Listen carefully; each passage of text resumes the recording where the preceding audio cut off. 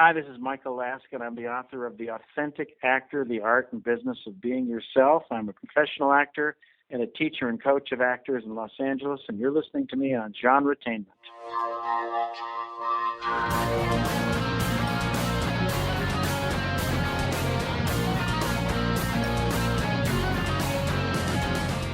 Hi everyone, welcome to another episode of GenreTainment at sci-fi-pulse-radio.com.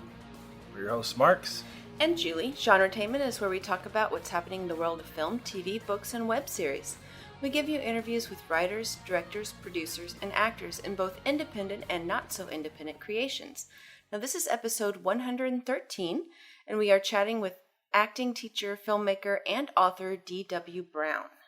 Baron has trained actors, writers, and directors for the past 20 years at the Joanne Baron D.W. Baron studio in L.A., working with such talents as Robin Wright, Mann, Olivia Wilde.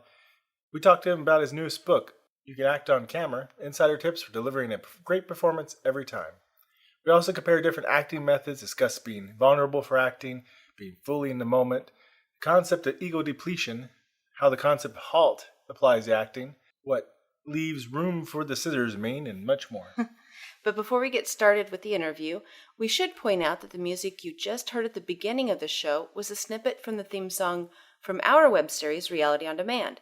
It was a song composed and performed by our friend T. Sean Hardy.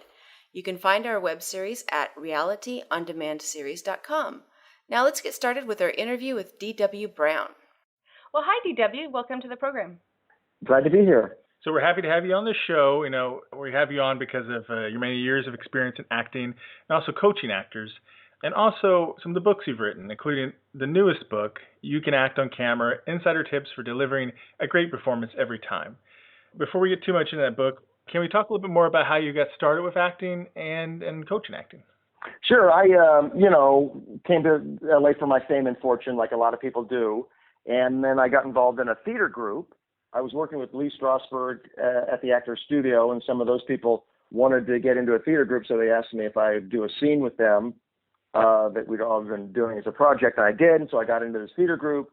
The theater group had a lab for directing and writing, and I started doing that kind of thing, and I have been writing and directing. I wrote and directed a short film just recently that I wrapped. I did a film that I wrote and directed, a feature-length film called On the Inside with Olivia Wilde that we shot in Pittsburgh. Mm-hmm. And so I don't just teach acting. I'm actually trying to be out there in the world as well and have some practical knowledge to bring back to the classroom. So that's pretty much how I got involved in it. I then continued studying to teach acting with my wife, Joanne Baron, who is, no joke, considered probably one of the best acting teachers in the last 100 years. Our studio, Baron Brown, is in Santa Monica, California, and I became a convert to the Sanford Meisner system.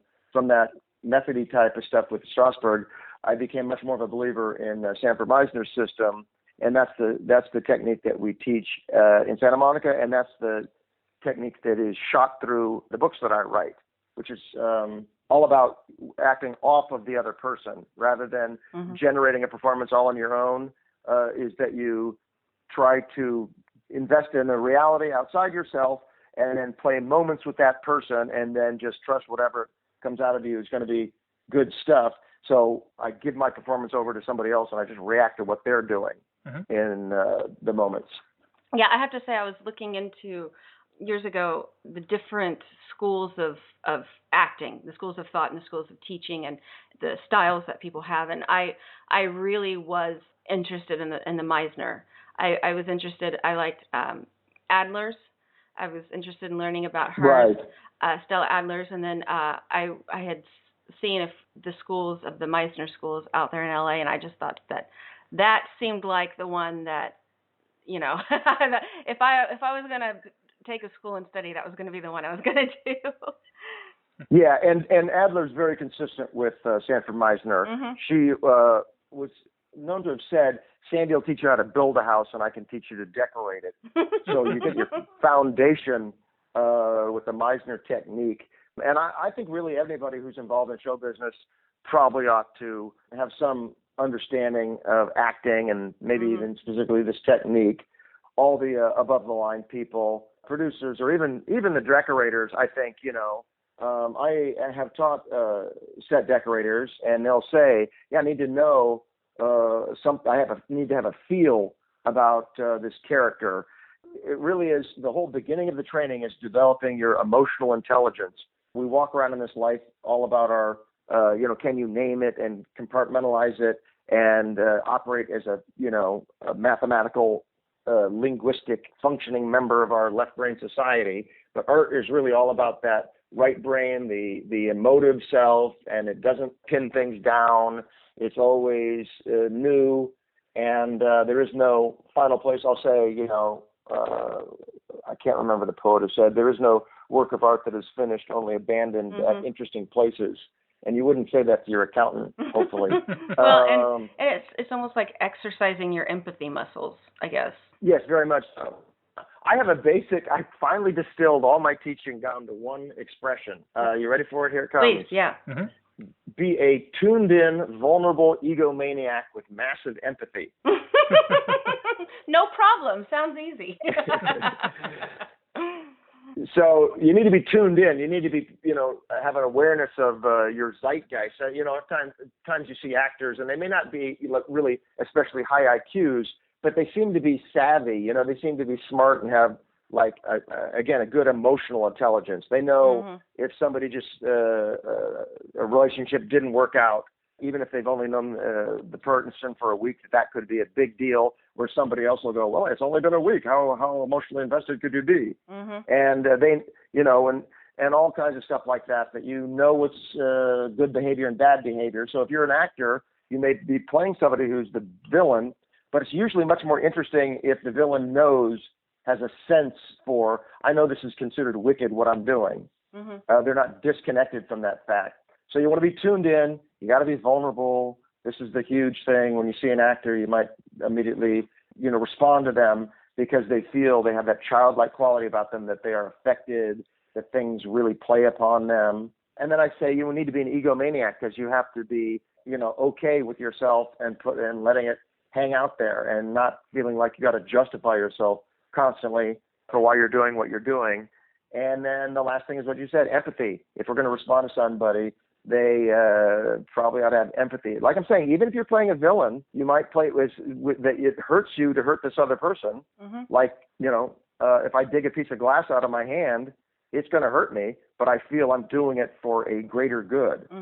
You might even be playing it as a sadist who enjoys, or maybe even put it this way, a sadist masochist who in hurting another person feels the pain of hurting that person, but actually takes a kind of joy in it, the way that you take a joy from a shot of whiskey that burns, or punishing yourself. There's a perverse enjoyment in that. So I tend to say you want to have all these things operational if you're going to be an interesting actor. And I'm struck by just how courageous you have to be that vulnerable, to just the world. Yeah, typically, you showed up first group of kids in the neighborhood, and if you showed vulnerability, it was like putting blood in the water with sharks. Right. I mean, you just, you're the first one to get eaten. Yeah, they will make it their business to just take you apart, and so you have to put up that defense in, like, I don't care and whatever, and not be showing that you're being affected by things. But what's really interesting to me is when you see somebody who's very powerful, you see a surgeon or an airline pilot, it can be stunning how available and free they are at showing their vulnerability because they don't feel they have to protect anything. They're so sure of themselves. So there's this paradox that we see someone on screen or stage showing themselves to be vulnerable. We read it as strength because it actually is this trade-off. You must dare or dwindle, they say, in nature, and you can only be as effective as you are open. There's this wonderful TED Talk with this woman, Brene Brown, called The Power of Vulnerability. She's saying, to really live a full life, you have to live it wholeheartedly and risk taking some, shots that you are going to get banged up. But it's like I say, it's a trade-off. You're only going to get what you're willing to put out there. Yeah, and it is kind of odd. It's sort of a paradox because we love our entertainment and our actors and our movies and our TV shows, and it takes that, but in real life, just in general, anyone who gets affected by things, they're always told, "Oh, you're too sensitive. You're overly sensitive. You're too sensitive." And it's kind of odd because it's like those very things that we kind of ridicule people for in day-to-day life is what makes someone a great performance artist. Yeah, it's so wild how we have that. You know, like I think it's like typified also with James Dean. Mm-hmm. You know, we make him out to be an icon of cool. But if you ever see James Dean in a movie, he's like the most uncool person going. He is just this like raw nerve. You know, you feel like you're putting a blanket on the guy and getting him some soup or something like. Because he's just so exposed. But yet you see the poster of him, you know, with his leather jacket, smoking a cigarette, and he's so cool. Because I think we really do know underneath that really is what this life is supposed to be about. Well, and I think people wish they could be more like that in a way. Yeah. So we're always putting up our own walls, but then we think of him as cool because we think, man, I wish I could have been like, you know, I wish I could feel as strongly as him or as passionately and just be, you know, and that, you know, we diss people for doing it, but at the same time, we kind of wish that we could. At the risk of going on a tangent with you guys, I have developed this idea that we're really in our artists oftentimes trying to get back to a more primitive time, the way we used to live as Homo sapiens. I think that maybe in the same way people talk about the Paleolithic diet and how processed sugar is not good for our systems because our systems have had a chance to evolve to get used to processed foods, that we aren't necessarily psychically ready for the big cities and being crammed together with all these people and all these strangers. I have to agree with that. And it requires that we cut off certain parts of our nature that you maybe didn't have to. I've actually been in New Guinea, places where people had never seen white people before or living really, really primitive. And I say that we're primitive without saying that with any judgment. It's not judgmental. It's just in terms of technological, primitive, just basics in life. And the men they're free to cry. These guys, they're just like beautiful. They're ripped. They're the most masculine guys you'd ever seen because they're all like this warrior type. But they're completely open with their emotions, and they'll just weep as openly as women will.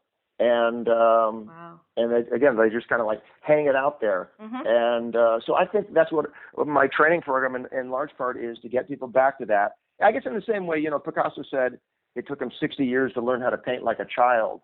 You know, to get back to that place where life was so vivid and you felt things so deeply. And that's so when we see somebody behaving that way, we respond to them. You know, there's an old vaudeville expression: "Don't act with animals or children," because they're gonna steal the spotlight every time. Because they are so maybe unprotected, and they haven't learned how to dissociate quite so well. And they're really in the moment. And so what we try to do is train actors, and it doesn't come easy. And you can talk about it and want to do it, but since you've been so ashamed for being in the moment in life, it's very challenging. So you have to go, you know, through a practice to get back to being able to be fully in the moment. And that means you can't control the picture. You can't control what you're looking like, you know, and that's so scary. But there's a reason why so many children can be great actors. I mean, my gosh, I just saw the shorts that are up for the Academy Awards, and there's a German short with this little girl is just phenomenal. But I mean, I can just rattle them off. That little boy in Sixth Sense, and just over and over, these kids turn in these amazing performances, and it's just because they are more available. I think they can play pretend and let the truth play on them. Yeah, and they don't have that self-consciousness quite yet. Yeah. They can't maybe construct more sophisticated performances like Christian Bale's, doing this amazing character work in The Big Short, and Eddie Redmayne. So I don't think kids can create characters that way. But they're honest. That's right. But the most basic thing, the first step is, can you really be present? And that's what a camera will read. A camera will read whether the person's really there or not. Stella Adler, we were just talking about her, said, "Are you really doing what you say you're doing, or are you just pretending?" And so it's about that, authenticity. Can you really be present and there in the moment? And that camera's going to see. It's going to, see if you're hiding. It's going to see whatever that trick is you're trying to do, because that camera can be like an MRI, just going right through you. Now, in the book, one of the sections is 32 Principles of Acting on Camera. Can you tell us a little bit about one or two of those? Sure. Many of them are what I've just been talking about, is being willing to surrender and let yourself be seen. To get yourself out of the way is one of the principles. Get out of the way and just be there and trust that it's going to be okay. I mean, that's really the basic principle in internal acting, which was started by Stanislavski, is not so much I'm going to control what I'm showing the audience, but I'm going to really endeavor to live truthfully under these imaginary circumstances and trust that what the audience sees and picks up from me will be okay. And so much of what goes on is actually the audience transferring onto the blank actor their own experience, their ideas and hopes and their life experience. And if you just give them this open thing to project their truth on, you can be much more effective.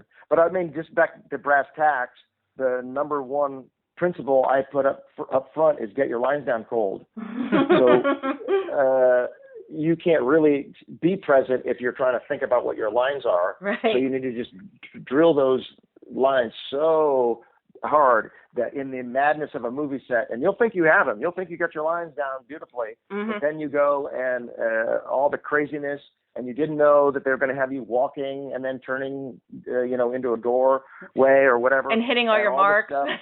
Yeah, and then the intensity of the pressure. We got to get this now, and all this. So those lines will go right out of your head, and so that's the number one thing. Get those lines down cold. The lines are artificial. So oftentimes actors can be much more effective if they're allowed to ad lib and just improvise the scene. And I've been involved in movies where we did that. They tend to be naturalistic. You can't do stylized movies, but we've done a few movies where going into a scene, an actor really didn't know whether the actor playing opposite him was going to go yes or no. So that's really great. But a craftsperson has to be able to recreate that with a script. So you're doing Aaron Sorkin. He's not gonna have you ad lib that dialogue. Well, and you can't ad lib Shakespeare, Exactly. And so T.S. Eliot said, be conscious where you should be conscious, so you can be unconscious where you should be unconscious. So you should be consciously memorizing those lines, so when it's time to act, that becomes unconscious, and you can put your attention on what it ought to be on, which is what the other actor is doing in the scene, the other character is doing in the scene, and how that's getting you closer or further away from your objective. Now, I'm curious of the differences, if there are any, of these acting approaches, acting styles, broken down by, I guess, like nationalities. I mean, do American actors and British actors and Australia, or do you approach it pretty much the same? Do you notice is there a big difference culturally in how they approach there is. The tradition is strong in England for the theater, and in the theater, it's very important that you be clear to the back of a huge theater. So maybe they are prone to being external. So they'll see it, and most of the universities in the United States, the same thing, because if they're teaching actors to be in the theater, the most important thing is that an actor be clear. It isn't that they're really going through the experience. That becomes emphasized when, and all that subtlety when you're in a close-up. And in a movie, I can direct your attention. I can cut from this guy's face to you biting your lip, and now we know that you're worried that he's getting mad at you or he's about to fire you. But on stage, we won't read that. We won't know what's going on unless he's clearly projecting at you something ominous, and you're clearly responding to that focal point on stage as the source of your concern. Whereas I can do it in editing and make it work for a film. So the emphasis in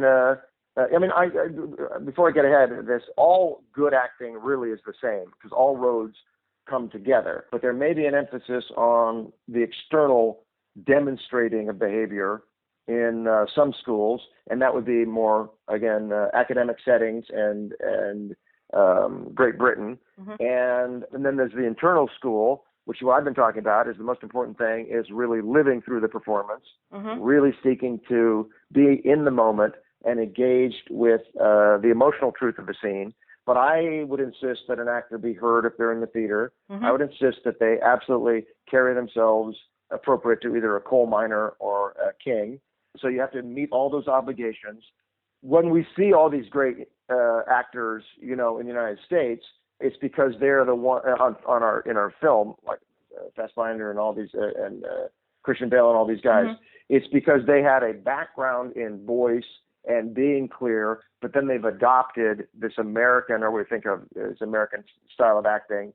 It really comes out of Russia, but since we are the mecca of show business, it's considered the American style of acting. So then they adopt this more emotionally truthful sensibility, and then they put that together, and they're just great. Mm-hmm. So an American actor is going to probably have the emphasis on their emotional truth, but maybe they're not able to do those characters because they don't have that articulation. Yeah, I was just wondering how difficult it was to cross over, one side of the pond to the other, what challenges they face. So, yeah. Yeah. They have accents. Often actually, I've noticed a lot of them can do better accents. Yeah, they're very good at doing English accents or American accents. Yeah. Of course, these guys also, I like to point out, they have a huge leg up on us for doing the American accent because they listened to our TV shows when they were little tiny kids. Yeah. You probably weren't watching Masterpiece Theater when you were 3, Yeah, very true. When I was 3, I think they were still trying to keep me from saying wrestling instead of wrestling, and warsh instead of wash. So yeah. So I read a lot of books about time management and about especially time management tricks for writing. I've heard more and more this concept about willpower being this finite resource every day. I can attest to that. And how I sprained my willpower muscle years ago. And how kind of controlling how you use it can, help you through the day and such. And so I was really fascinated to see you in your section on the day. You talk a lot more than just this, but you talk about willpower and about the concept of ego depletion. Yeah. Can you talk a little bit about that?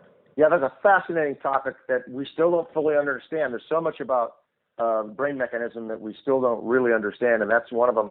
They're going to have to change the name ego depletion because it sounds funny the way we use the term ego is different. It's being used as like the ego from the Freudian system controlling the id. So you have to control your id in order to concentrate. So I can't allow myself to be distracted. Confused. Can you explain the ego and the id for everybody? So the id is your child self, if you will, the raw gratification. I want to eat all the white sugar. I want to do only, that thing that is fun and pleasurable to me. I'm super id. Okay. So it's this wild thing. If they put a bowl of chocolate chip cookies next to a test subject and go, oh, these cookies aren't for you, so you can't eat the cookies, people will quit doing the puzzles sooner than if there was no cookies there because they're exerting this willpower not to eat the cookies. So that power is just like a muscle strength. So you can exhaust it and need to replenish it. And there's also a really weird, what people who raise children know is that you try to make a game out of things because if you think of something as fun, your concentration will be much greater. So a guy will spend hours on a video game, concentrating on the video game, but you have him try to do his taxes, and he's exhausted in half an hour because he thinks of one as fun and the other one as drudgery. So if you can just like change the mindset, you can increase this resource in yourself, and it's possible to do that. Is just to reframe this task that you have to do as this adventure. And so I try to get people on a set to do that. They're going to say, oh, that take was blown, or, oh, we have to have you do this seated, and you were expecting to do it standing, and all kinds of new things come up on the day that you can find disappointing and challenging. And I thought it was going to go this way, and oh no, they're not going to do those lines that I like so much. And you can get into a bad frame of mind. I try to tell people, don't think it that way, because you're just going to exhaust this resource in yourself that you're going to want to use, because that resource for willpower is really important for creative adaptation, which you have to do. So when they tell you, oh, you have to go to the window at this moment, you're going to go, why the hell would I go to the window? Well, it's because the director's going for an effect. He wants the light to shine across your face with the rain or whatever, but it makes no sense for your character to go to the window immediately. So you have to come up with some some creative reason why you'd go to the window.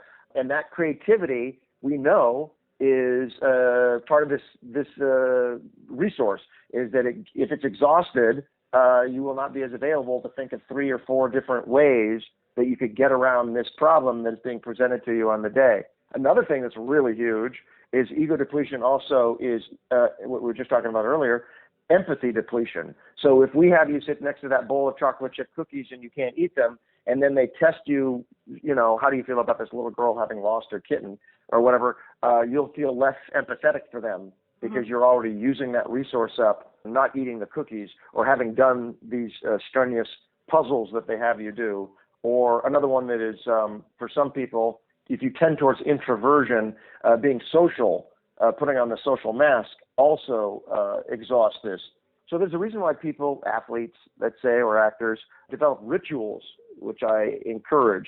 So, so you're not trying to make decisions, which also exert that willpower. So I know what I'm eating for breakfast. I know what, I have all my costume laid out. I'm not going to, so anything that you do, that you can do to clear the decks of having to make new decisions and have special stresses on you, you try to avoid, because again, you're going to use up that resource just like you'd be using up muscle strength. If you're going to require, rock climbing or something like that, you're going to have to do that day. It wouldn't be the day to do a lot of heavy lifting. Mm-hmm. Yeah, so I mean, I guess actors would be prone to that emotional exhaustion. Yeah. Yeah. Well, and on film, and those days can go long on a set, Those days can be low-budget movies. You can easily do 14, 18-hour days. And if you're hanging around trying to make friends and being social, you're burning yourself up. And when they get to that last shot of the day, there you are. And they're not going to run a little notification at the bottom of the film. Please excuse this actor's poor performance. This shot was shot at the end of the day after he'd used himself up being friendly with everybody. It's the same thing that they know in addiction. What's it called? HALT. Don't get too hungry, angry, lonely, or tired, because those things will exhaust your ability to deny that gratification. Yeah, I thought that was very, very interesting. I never saw that applied to acting before. It was really cool. That's also a really good thing to have applied to life. Well, maybe so, huh? So acting, you're a life coach as well as an acting coach. Well, not directly, but yes, I do indeed believe that they are very interrelated. Mm-hmm. To try to have a sunshiny outlook, to be grateful, to see it as an adventure. And I think these are good, probably, from what we know about life. It lowers the stress hormones, increases your immune system strength, and all this stuff, to have more of a positive point of view. And it doesn't come naturally to me. I come from a very cynical background. I come from a long line of depressed cynics. But I have one of my, I have 3 books, and one of my books is a quotation book called 2,500 Years of Wisdom. And people ask me what my favorite quote is, and I said one that really is good for me, particularly, is even if the pessimist is right in the end, the optimist has a better time on the trip. Oh, that's a good one. So who's really so smart? The guy who's figured out that we're all doomed and this is meaningless, or the guy who is trying to have some laughs on the way? Yeah. So the book, you have a dividing sections. You got 32 principles of acting on camera. You have a section called On the Day. Mm-hmm. You have a number of interviews. Yeah. Yes. So who's some of those interviews? Well, the great Pulitzer Prize-winning playwright John Packer Shanley, which I'm honored to call a friend, won the Pulitzer for the play Doubt, and he also, which he wrote and directed the screenplay for the movie with Meryl Streep. Mm-hmm. He's in it. He's so inspired. Jerry Zucker, who's the director of the Ghost and Airplane, the classic. Peter Bogdanovich, another giant in film history for the work he's done. Catherine Hardwicke, a woman who directed Twilight, and lovely person. Guy who directed Fast and Furious has really some great insights he has. So these very cool people. Some of them I taught myself acting or spoke to them about directing actors. and some came through acquaintances. So I didn't know Peter directly. Peter came to me through a student who was a friend of his. Mm-hmm. And you focus primarily on the questions about, like, actual useful information rather than background information. Yes, absolutely. And yeah, what was of all those answers you got, what was one of the more surprising things you heard? Well, John Patrick Stanley said something that was surprising to me, and I even put it into my manifesto. In the book, I put an actor's manifesto, mm-hmm.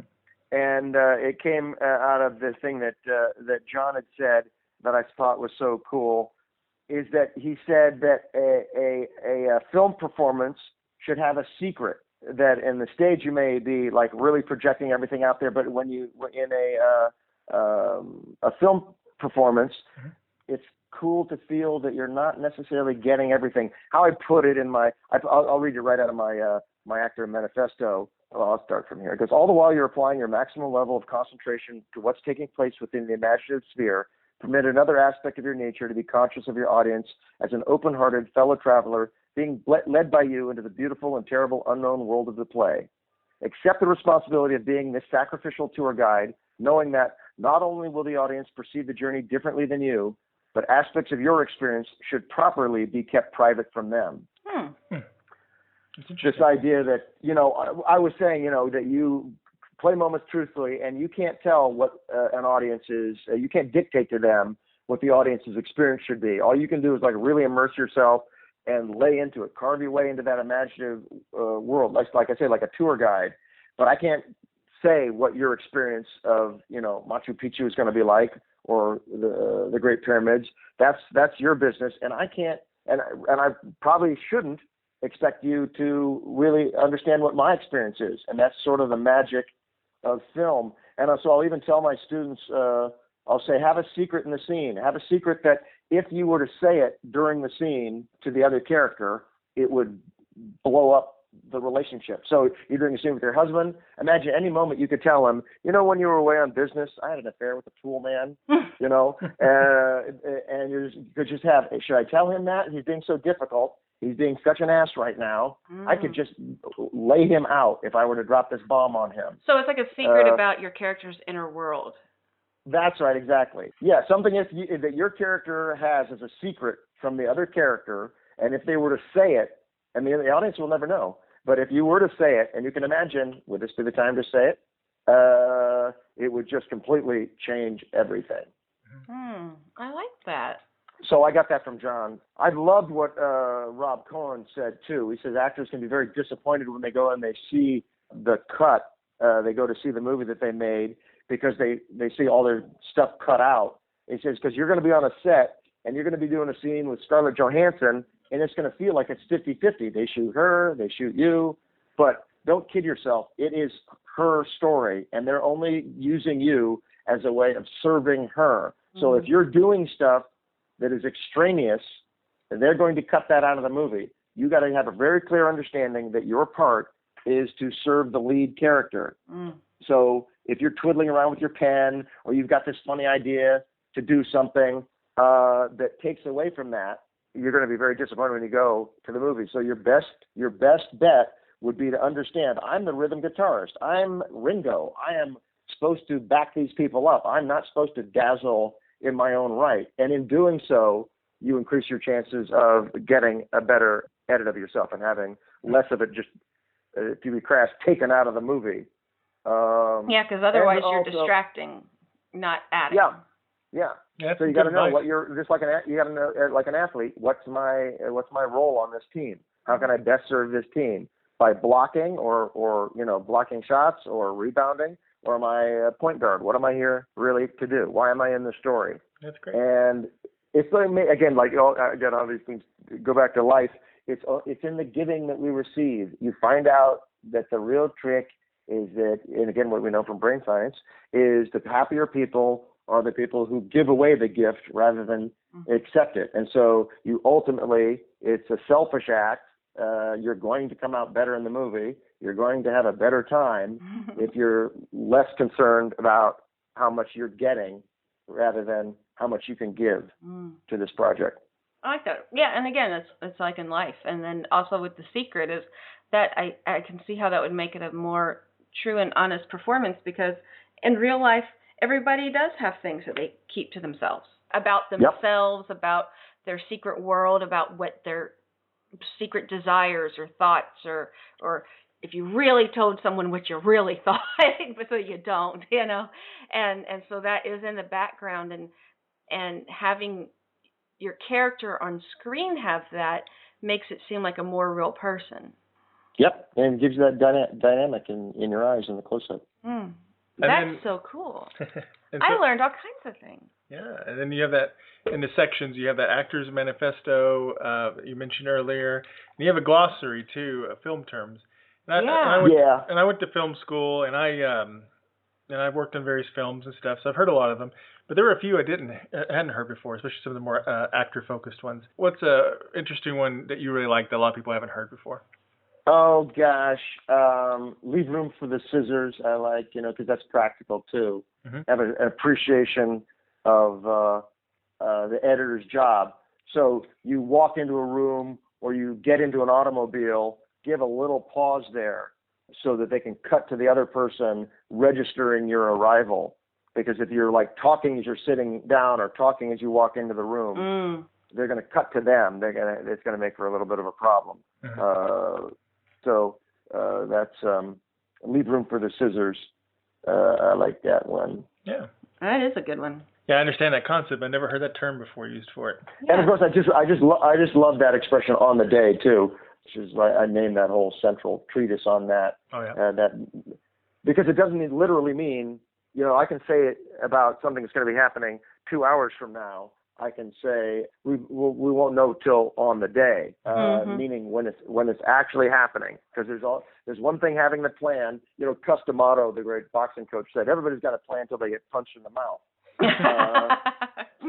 So you can, or the best laid plans of mice and men oft go awry. So you can have all the best plans, but wow, things can really get wild and sideways on you.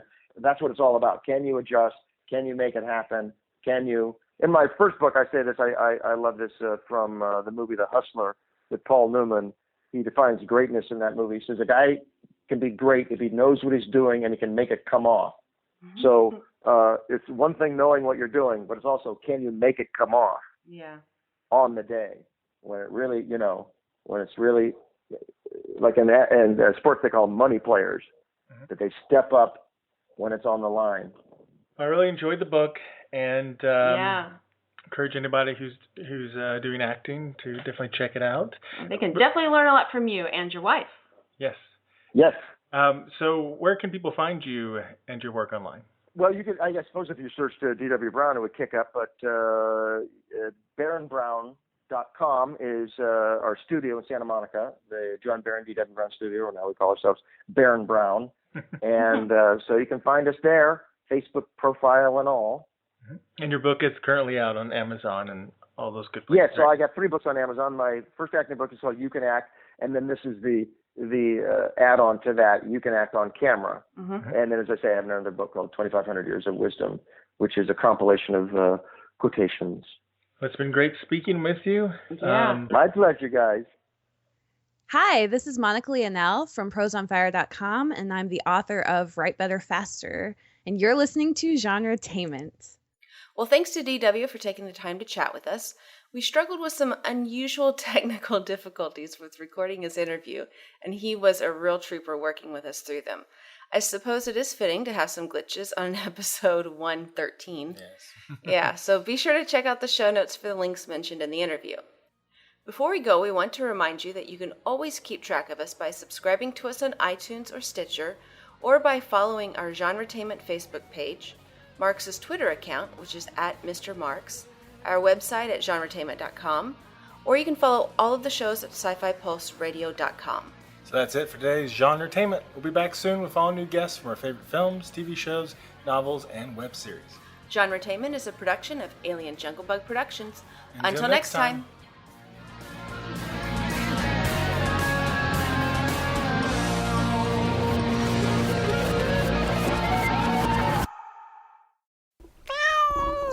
Bad monkey.